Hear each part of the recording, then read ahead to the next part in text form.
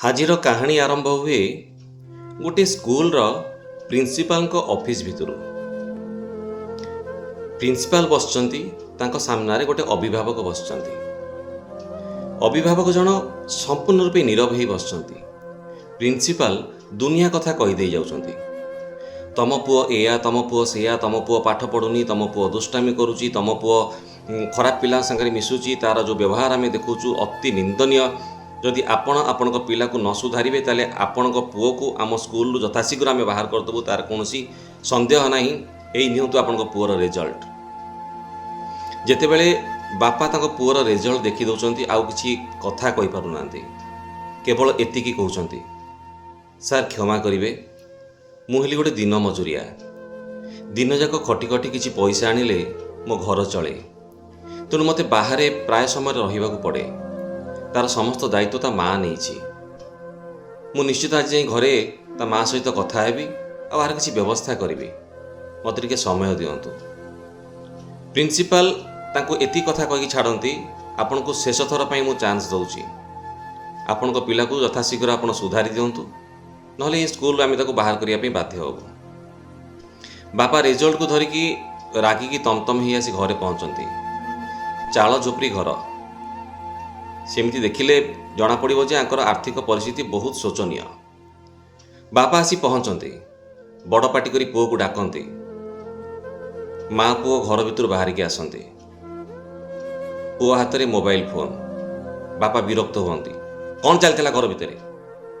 ନା ବାପା ପାଠ ପଢ଼ୁଥିଲି। ନା ହାତରେ ମୋବାଇଲ ଧରିକି ପାଠ ପଢ଼ା? ନା ସ୍କୁଲରୁ ପାଠ ଆସିଥିଲା। ସେଇ ସମାନ ଉତ୍ତର ଯାହା ସବୁ ପିଲା ଦିଅନ୍ତି।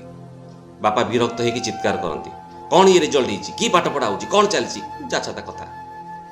ଏହି ସମୟରେ ମା ବାପାଙ୍କୁ ବିରୋଧ କରିକି ଗୋଟେ କଥା କହନ୍ତି, ତମେ କ'ଣ ପାଇଁ ସବୁବେଳେ ମୋ ପୁଅ ଉପରେ ଚିଲଉଛ, କ'ଣ ପାଇଁ ତାକୁ ବିରକ୍ତ ହେଉଛ? ସବୁ ପିଲା ତାର ଟ୍ୟୁସନ୍ ଯାଉଛନ୍ତି, ସବୁ ସାଙ୍ଗମାନେ ଟ୍ୟୁସନ୍ ଯାଉଛନ୍ତି, ତମେ ମୋ ପୁଅକୁ ଭଲ ଟ୍ୟୁସନ୍ ଦେଇଛ? ବାପାଙ୍କ କଣ୍ଠସ୍ୱର ଟିକେ ନରମ ହେଇଯାଏ, କାହିଁକିନା ଏଇଟା ବାପାଙ୍କର ଦୁର୍ବଳତା। ବାପାଙ୍କ ପାଖରେ ସେମିତି ପଇସା ନାହିଁ ଯେ ପିଲାକୁ 2-4ଟା ଟ୍ୟୁସନ୍ ଦେଇ ପାଠ ପଢ଼େଇବେ। ବାପା ଖାଲି ପଦିଏ କଥା କହନ୍ତି, ଠିକ୍ ଅଛି, ମୋର ଆର୍ଥିକ ଅବସ୍ଥା ଏତେ ଭଲ ନୁହେଁ, ତଥାପି ମୁଁ ମୋ ପୁଅକୁ ବହୁତ ଭଲ ପାଏ। ତା ପାଇଁ କିଛି କରିପାରୁନି, ସେଇଟା ସତ କଥା, ହେଲେ ମୋ ପୁଅଟା ଅମଣିଷ ହେଇଯାଉ ସେ କଥା ବି ମୁଁ କେବେ ଚାହେଁନି। ମୋତେ ଯେତେ ପଛେ ଅସୁବିଧା ହେଉ, ଯେତେ ପରିଶ୍ରମ କରିବାକୁ ପଡ଼ୁ, ମୁଁ ପରିଶ୍ରମ କରିବି ଆଉ ଟଙ୍କା ଦେବି। ତମ ପୁଅକୁ କୁହ ସେ ଯେଉଁଠିକି ଟ୍ୟୁସନ୍ ଯିବା କଥା ଯାଉ, ତା ଦରମା ମୁଁ ଦେବି, କହିକି ଚାଲିଯାଆନ୍ତି। ତାପରେ ବାପା ଅଧିକା ପରିଶ୍ରମ କରି ପଇସା ଆଣିକି ମାଆଙ୍କ ହାତକୁ ଦିଅନ୍ତି, ପୁଅକୁ ଦେଇଦେବ, ପୁଅ ତାର ଟ୍ୟୁସନ୍ ପଇସା ଦେବ। ଦିନକର ଘଟଣା, ମା କଳ ପାଖରେ ପାଣି ମାରୁଛନ୍ତି। ଗୋଟେ ତାଙ୍କ ଗାଁ ଲୋକ ଦୌଡ଼ିକି ଆସିଲେ, କ'ଣ ଗୁଡ଼ାଏ ଏପଟ ସେପଟ ହେଇ କହିଗଲେ, ମାନେ ଯେମିତି ଲାଗୁଥାଏ ଯେ ନାଇଁ ଗୋଟେ କିଛି ପରିସ୍ଥିତି ଅତି ଗମ୍ଭୀର ଅଛି। ଏହି ସମୟରେ ସେ ଲୋକଟି କହିକି ଯାଉଥାନ୍ତି, ତାଙ୍କ ବାପା ପ୍ରବେଶ କରନ୍ତି। ପଚାରିଲେ ସେ ସନା ଆସିଥିଲା, କ'ଣ କହୁଥିଲା? ନା ନାଇଁ, ସେ ତାଙ୍କ ସ୍ତ୍ରୀ ଆସିକି ଆମ ବାରିରୁ ଛୁଇଁ ନେଇଥିଲେ ତ ପଇସା ଦେବା ପାଇଁ ଆସିଥିଲେ। ନା ଠିକ୍ ଅଛି, ଏ ପଇସା ରଖ, ପୁଅକୁ ଦେଇଦେବ, ସେ ତାର ଟ୍ୟୁସନ୍ ପଇସା ଦେବ। ହାତରୁ ମା ପଇସା ନେଇଯାଆନ୍ତି। ବାପା ଘର ଭିତରକୁ ଯାଆନ୍ତି। ଏହି ସମୟରେ ମା ଜୀବନ ବିକଳେ ଦୌଡ଼ନ୍ତି। ଦୌଡ଼ି ଦୌଡ଼ି ଗୋଟେ ଜାଗାରେ ଯାଇ ଅଟକନ୍ତି, ଡାହାଣ ପଟକୁ ଦେଖନ୍ତି, ପୁଅ ରାସ୍ତା ଉପରେ ପଡ଼ିଛି, ପାଖରେ ମଦ ବୋତଲ, ନିଶାରେ ଚୁର। ବୟସ କେତେ ହେବ? 14ରୁ 15 ବର୍ଷ ବୟସ। ମା ବାପାଙ୍କୁ କିଛି ନ ଜଣେଇ ତାକୁ ଧରି ଧରି ଘରକୁ ଆଣନ୍ତି। ତାପରେ କ'ଣ ଘଟଣା ଘଟେ ସେଇଟା ଗୋଟେ ଅଲଗା ବିଷୟବସ୍ତୁ। ବାପା କିନ୍ତୁ ଜାଣନ୍ତିନି କୌଣସି କଥା। ପୁଅଙ୍କର ସବୁ ଦୋଷ ଦୁର୍ଗୁଣକୁ ମା ବାପାଙ୍କ ପାଖରେ ଲୁଚାନ୍ତି। ଏମିତି ଅନେକ ଦିନ ବିତି ଯାଇଛି। ଦିନେ ବାପା ଚଉରା ପାଖରେ ସକାଳ ବେଳା ମୁଣ୍ଡିଆ ମାରୁଛନ୍ତି। ହଠାତ୍ ତାଙ୍କ ପୁଅକୁ ସେ ସ୍କୁଲର ପ୍ରିନ୍ସିପାଲ ଆଉ ଜଣେ ପୋଲିସ ଅଫିସର ଗୋଡ଼େଇ ଗୋଡ଼େଇ ଆସନ୍ତି। ପୁଅ ଦୌଡ଼ି ଦୌଡ଼ି ଆସି ନିଜ ଘର ଭିତରେ ଲୁଚିକି ପଶିଯାଏ। ବାପା ଯେହେତୁ ଏପଟେ ଚଉରାକୁ ମୁଣ୍ଡିଆ ମାରୁଛନ୍ତି, ସେ ଦେଖିପାରନ୍ତି ନାହିଁ। ପ୍ରିନ୍ସିପାଲ ବଡ଼ ପାଟିରେ ବାପାଙ୍କ ନାଁ ଧରି ଡାକି ଡାକି ଆସନ୍ତି, କୁଆଡ଼େ ଗଲା ସିଏ, କୁଆଡ଼େ ଗଲା ସିଏ?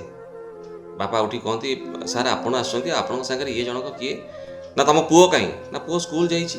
ସ୍କୁଲ ଯାଇଛି? ଦେଖନ୍ତୁ, ମୋବାଇଲ କାଢ଼ି ଗୋଟେ ଭିଡ଼ିଓ ଦେଖାନ୍ତି।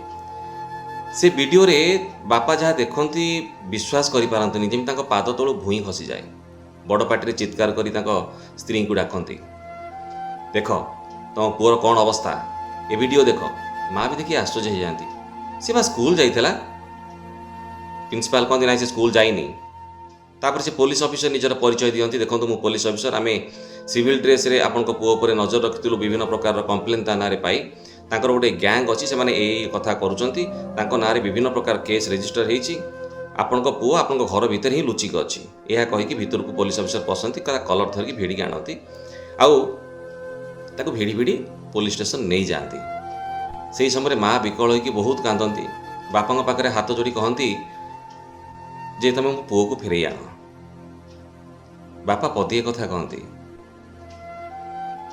तमें पुओ पाई आज कांदुच पुओ पाई केबे चिंता करिच पुओ को अवस्था को गलानी सबु बेले ताको घंट घोड़ाइबा चेष्टा करिच। एई समय से जो लोक सना जी से दिन माँ को खबर देता जे पुओ एमती रास्तार मद खाई पड़ी सी प्रवेश करे और सी गोटे कथा कहे भाउज से दिन भी मुझे कही भाई को एक कथा सब जानापी तुम मना कर आज तार परिस्थिति या बापा को जमी धाई लगे। बापा पदिए कथा कहती मु गरीब हेली बोली कौन बाप हिसाब से मोर जानिबार कौन से अधिकार नहीं मो पुओर भल मंद बुझीबार कौन से अधिकार नहीं मो पुओर प्रत्येक कथा मो आगे लुचा जीव एटा की प्रकार कथा सीमा। सीमा माने स्त्री कहती सी जहाँ तुम जाओ मो पुओ को नहीं आस मो पुओ बिना मुझे बंची पारे। बापा पदिए कथा कहीदे चली जाती कौन कहूच तुम तम पुओ अरे आज आम पुओटा नष्ट हो जाइए कहीकि कांदिकी भें भें चली चली जाती।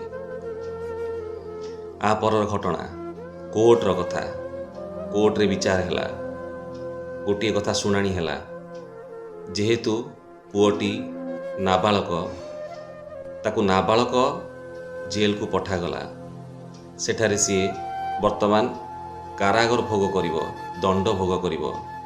बापा ए राय शुणला पर चली चली आसती जमी भितर आ जीवन ना जीवंता शब हो जाती गोटे गछ मूल बसी पड़ती सबू कथा मन पकाती पुओ कौन कौन करी से वीडियोर कथा से वीडियो पुओर जो कला कारनामा सब मन पड़े माँ केमती लुचेई जार फलाफल जी यह से कथा सब मुंड को आसे किसी कहती पूरा नीरव हो जाती हठात आकाश आड़ को अनाती आ गोटे खूब जोर छाती फटा चित्कार करती से विषय वस्तु सरी जाए। एथुरु आपण कौन बुझिले ए कहानी पछरर उद्देश्य कौन आपण माने कमेंट बॉक्स रे जणैबे। जदि आर नाट्य रूपांतर आपण देखिया चाहती आर लिंक टी मुई कमेंट बॉक्स रे पिन करदेवी आपण देखिए से क्षुद्र चलचित्रटी पुरस्कार मध्य पाइछि। मो लेखा मो निर्देशना मोर अभिनीत ए क्षुद्र चलचित्रटी निश्चित भावे भावुची भल पाइबा मिलिबो। जय जगन्नाथ।